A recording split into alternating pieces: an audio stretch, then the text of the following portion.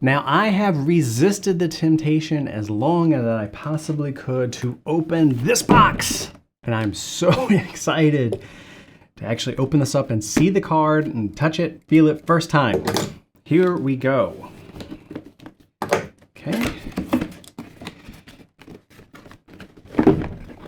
And nice black box. Now, you might want to save these. I like them for decoration. You can flatten this one, which is pretty nice. That means that you can essentially mount this to the wall if you were so inclined. This can provide good set decoration, as I used to do. Hey, new background, remember? All right, no more tape. Okay, here is yet more foam. So this foam here is electrostatic foam. This can be used for insulation to kind of shield the components, but this also provides some level of electrostatic protection. And here we have the installation guide. Now, I always recommend saving these. You never know. Sometimes there might be some weirdness that goes on with the actual installation of the card. And so it's good to have that handy. Nothing else inside that slot. This is the card. Oh, beefy. Hey, before we get there, I always like to look through the box. Nothing else. All right. Kind of wanted a sticker, but I guess no. Now, this is a triple slot, feels like, which is okay, because we have a triple slot on the actual case itself. Attention, electrostatic sensitive area. Do not enter without proper electrostatic safety equipment. Sensitive electronic device in this area. Use caution. Interesting. You know, I've never seen that kind of sticker actually on one of these bags. So, hey, maybe, maybe they ran out and had to put that one on there. All right. You get the honors. Here is your first look. Okay, we do have a Mylar wraparound. This is simple, tear this off kind of a thing. It says right here, remove protective film before use, which is very true. This should provide thermal conductivity as well.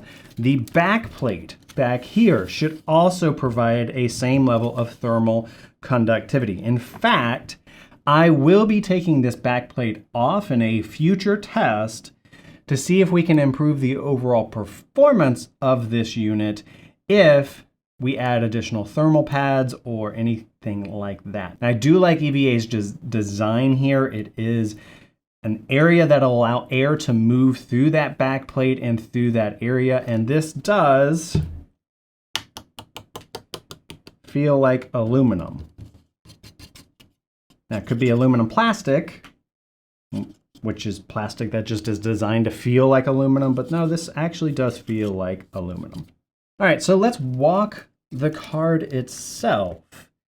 Here is the actual portion that is going to be moving the air. Now, EVGA has special design on their fans, including little E's on there. Now, they, I believe, claim still that that actually helps reduce turbulence and noise. Okay, fine, but I think it does look cool. So I'm willing to kind of allow that. On this side, we have cable mount there, and then we have 3 headers for the fans right there. So if you're looking to disassemble this, these 3 areas right here are where you need to gently pull up to remove the fan headers themselves. This will allow you to start removing the actual heatsink component, which is up top. On the back, we have RGB right here. That is a 5-volt RGB header, which means this could be plugged into a RGB fan.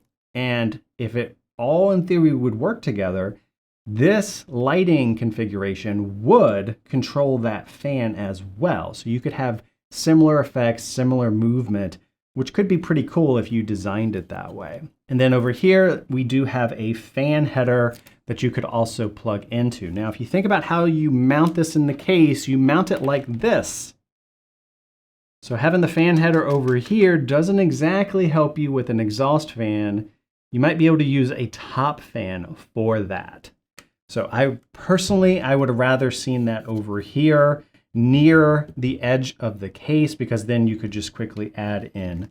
But you know, there's a lot of circuitry there already to begin with. This does have a dual pin right here, dual 8-pin header. And that means we are going to be connecting all 8 of our pins for each of those cables. Remember, we are not going to use a piggyback, a Y splitter, whatever you want to call it. Each cable that is going to plug into here needs to have its own path to the power supply. We don't want to chance ever not giving enough watts to this card. There is also a BIOS switch right here. This allows you to have 2 separate BIOSes. This is a EVGA Ultra kind of thing. So if you're really overclocking this card, you can easily switch that back and forth. And again, it's going to be on the outside of the case area. So you should be able to access that really easily. Here we see the fin stack, tons of fins, big old copper mounts and copper tubing all throughout. You can see the copper heat pipes right there. Those are the ends of those heat pipes. There are also aluminum heat pipes on this side and copper heat pipes on this side. So this is a beefy heat sink that is sitting on top of here. And that's what you get when you go with third party. This is not reference design. This is a design from EVGA, and it is specifically designed to have higher overclockability because it has supposedly better VRMs, better memory, and a better thermal solution. Last thing to note here, you will see pretty much every time you get a card, they will cover these pins, okay? Just like with RAM, you do not want to touch those pins. The corrosion ability of your oils on your hands, I don't want you to tarnish or damage those pins at all. So leave this on until you're actually ready to install. One thing I will point out, pretty much all graphics cards have this little clip. And when we actually insert it into the slot, this gets locked in. This is not strong enough to hold your card in place. You will often see GPUs sag, meaning they do this number, right? It's not that extreme, I'm just giving you an example. That's because all of the grasping side is over here, but there's a lot of extra weight there and it pulls it down. That does put extra pressure on your PCB. So remedy that somehow. You can vertically mount your GPU like this so that it won't sag that way. You can get stands. In fact, the case that we have, the Phanteks, has a little stand that you can install that will push this corner up, and that's all you need. That will cause the entire component to balance properly, and you won't have that extra pressure on the end. My employer, in fact, we had graphics cards that had holes drilled in here, and we had big old clips that we then had built onto the case, and that clip would hold onto that slot and keep this from being able to bend down. All right, let's take this Mylar off. Now this is an RGB enabled GPU. We will have to use their software in order to control that RGB. Now I noticed on here as well, there's Mylar. Okay, so we'll pop off that film. There we have it. Now when I opened this, you heard me say, hey, this seems like a triple slot design. That's because you can see these are the 2 brackets that you would use to mount in the computer, and then there's extra over here.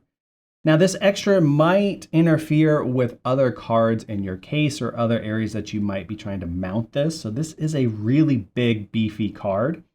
The reference design is a true 2-slot PCB design, which means it's trying to stay within inside of this envelope. Wider cards like this can give you better performance, but you do have to make sure that in the case you have accommodated for that room. So if you're installing a capture card like we'll be going into 7, that does have to kind of play into where you place the other components. This has to go into the top slot Otherwise, your motherboard, your BIOS, or your system might freak out a little bit. It gets a little annoyed if the top slot does not have the discrete graphics card installed. I'm going to make sure that this is on normal, and there's a little label right there. And that's the card. It's beautiful. I love the design. I really like that they got rid of what was called the clown lips. These used to be red, they're now black. So I love the card. I think it looks great. Now the next thing that I'm going to take a look at is this from Phanteks. This right here is a GPU vertical riser adapter. So I stuck this piece here. This goes into the case and will serve as the base that actually clips into the PCIe slot on the card. And then this cable, note electrostatic discharge bag, this cable is designed to route from this stand right here. It will connect just like this, and then this right here, pre-flex this just like I did with the power cables. Okay, so I'm looking for something that's going to be like that. So this will mount just like this. We'll assemble this and then put it in the case, and it'll plug in directly to the motherboard just like that. This will give us our vertical capability. This is extra. This cost me about $35 and was on delay. It took about 4 weeks to actually get this card. It shipped from mainland China because I was able to track it all the way here. So I do know that these are on back order. A couple important notes. This is PCIe 3 only compatible. They do not make a PCI 4 at this time. That will be a test that I will run. If this card performs incrementally better directly connected to the motherboard than connected to this, then we know the PCIe 3 is slightly holding this card back, in which case I might just go straight with a traditional layout. But if it doesn't, then we'll at least have a very cool looking design. We can see our great graphics card, and we can see the most important part of the graphics card, which I always think is this part, not this. Don't know why we still design cards that way. Okay, so let's go ahead and grab the case. We'll get this portion here mounted first, and then we'll slide in our card, connect the power supplies to it, and get everything nice and buttoned up. All right, installation here should be relatively simple. The mounting space is right here. Now there are some offsets on this device right here that's gonna be necessary when it comes to actually trying to get this thing mounted. Do note on the case, there are 3 bays right here. I'm gonna pop these thumb screws off, and this is where we're gonna use the vertical riser area for the GPU. Traditionally, you would use these right here. Now save these. These are hard to find, especially ones that are designed to match your case. Put these in the case box. You never know if you're going to need them again. If you are going to install additional components, maybe you start removing some components. Maybe you go for a smaller graphics card. Who knows? So always try to save these in somewhere that you can get a hold of them. Put them in a Ziploc bag, that sort of thing. So I'm going to pop these off, and that's going to tell me roughly where the card is going to sit. And then I know where to screw down the actual holes for this mounting plate. All right, so I'm gonna grab the card. I'm just gonna do a rough fit to confirm my hypotheses. Now every case is different. In this instance, the screws that have the Allen wrench style or the traditional wrench style on the outside seem to fit the best. That is what I am using. Not going to screw these all the way down. I'm just going to do it almost finger tight because I'm test fitting this at least first. Okay, this is the PCIe extender cable. Do note that it has a locking mechanism here. This again keeps the GPU in the slot, so we'll use that. And you want the ribbon towards the back. So that's going to mount then just like that. Okay. at this point in time, I'm going to remove those pins and I'm going to go ahead and slide this into the hole. You'll hear that sound, right? Now I can start shaping the cables the way that I want, and I want them to go down the motherboard a bit, at least for now. I will have to contend with cards in the future, and that might mean I will need to adjust that. Now comes the somewhat tricky part of figuring out which screws are used to hold this part down. So there are screws in the accessory kit there that have a more needle-like thing, very sharp, very pointy. Those are the ones that it appears that this case is actually going to want in order to secure this. So c'est la vie, that's what we will do. Okay. Give you one more look. So you see I have the cables somewhat pre-bent. We are in there nice and firm. This right here is in the down position. That's the unlocked position, so that'll allow us to connect there.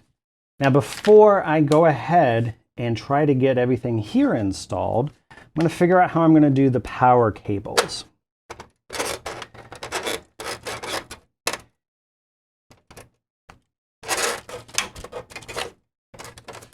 And even if we want to use that,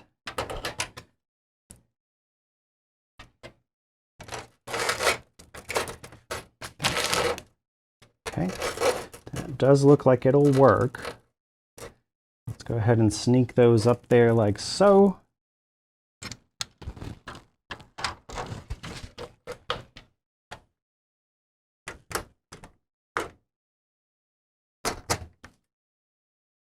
Okay, so our GPU is in place. We are aligned back here where the ports kind of sit. We are going to attach 3 screws back on here, and I can go ahead and reinsert one of these in this area too. That should provide a little bit of better air management. That's what these things are for. They are designed to kind of limit how much air is able to enter or not enter the actual assembly. So now I'm going to reinstall all 3 of my thumb screws here. Starting with the very center one of the GPU. So right here is where I want to start, because this is a solid piece of metal. The other sides, the other screws, have little like tabs, and that's all they are, and that's all that's kind of holding them in place. But that center one is a solid circle in the metal, and that's going to help align everything else. At a certain point, these are simply aesthetic measures, so it's not like you have to do it this way or in these particular ways, but I like to have good aesthetics. I like good looking systems. All right, so the ports here are a little bit tight. I'm gonna have to live with that. I do wish it was scooted over just a tab, but I don't think we have room. Let's see. I kind of do. I'll take advantage of that. There. A little bit more out towards the front of the case. All right, the last thing for Project 7, in the hardware installation at least, is to attach the power cables to the GPU. Now, I fed them up here to the top. There is always a clip on the GPU power cable itself. The clip has a lip that it connects to on the actual GPU. That's how you align things. Doesn't matter which cable you put on first. The direction is pretty much always set by the manufacturer in terms of the pin layout. You're simply looking for where is that little triangle that's going to act as a clip. That's what you're going for. Find that, align the cable to that, and everything else should go smoothly. Now remember, we are using all 8 all 8 pins, which means we need to ensure that both sets of pins are going down into the slots. If you put the little one in a little bit ahead of time, or like first, following it up with the 6, everything will slide down smoothly and easier. All right. Last little bit of cable management is I want to tuck those away just a little bit into our secret compartment. There you have it. That is a mounted GPU. If you enjoy gaming performance content, consider clicking that like button, maybe even subscribing. If you're already a subscriber, please visit patreon.com/TheGrayingTech to learn how you can help me pay it forward. Now, you know the only real way to test this is to turn it on. Now, I have been testing this throughout the entire build process. You shouldn't be waiting to the last minute to actually turn your system on. You should identify problems as you are building. There's a big notion in the PC gaming community, PC Master Race and Build a PC, right, of, it booted on the first attempt, yay! Well, you should never have that problem. You should already know it's gonna turn on.